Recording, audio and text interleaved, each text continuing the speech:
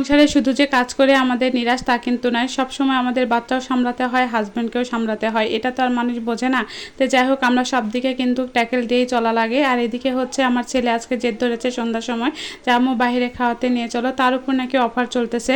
আর সেই অফারের খোঁজ যখনই পেয়েছে তখন তো আমার সাথে মানে জেদ করছে। তার বাবাকে বিকালবেলা বলা হয়েছে, তখনই সে বলছিল যে সন্ধ্যার পরে তোমরা চলে আসো।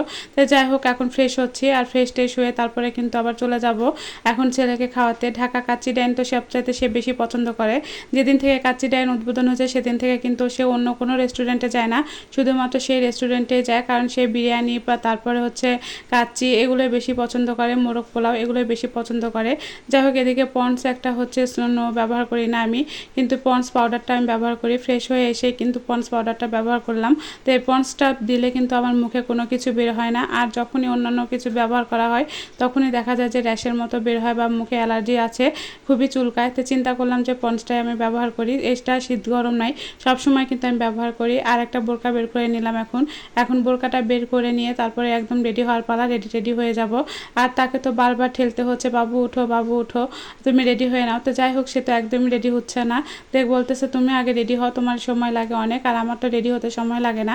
তো আমি এদিকে রেডি হয়ে নিচ্ছি, তারপরে কিন্তু তাকে রেডি করিয়েছি। সে অলরেডি হচ্ছে প্যান্ট পরে আছে, শুধুমাত্র গেঞ্জি পরবে, তারপরে চলে যাবে। শুয়ে আমার জন্য অপেক্ষা করছিল।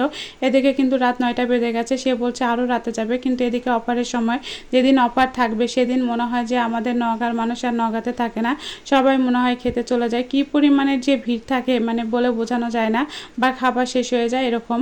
তাই আজকে আসার পরে দেখি রাত 9টার সময়, তারপরে গোস্তাটির মোড়ে এত ভিড় যে জ্যামের মধ্যে আটকে ছিলাম। তারপরে কিছুক্ষণ অপেক্ষা করার পরে কিন্তু আবার চলে আসলাম কাচ্চি ডাইনে। আর কাচ্চি ডাইনে আসার পরে দেখি অফারের জন্য হচ্ছে ভিড় ছিল।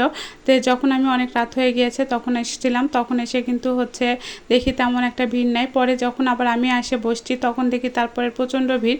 যাই হোক, সিঁড়িতে উঠে কিন্তু 3তলাতে, আর 3তলাতে উঠে আমি চলে গেলাম। আর সেও উঠলো, উঠে এখন তো সে খাবারের এখন আইটেম কী কী খাবে সে কিন্তু অফার টফার বোঝে না, সে যখন যেটা মন চায় তখন সেটা অর্ডার করে বসে পড়ে।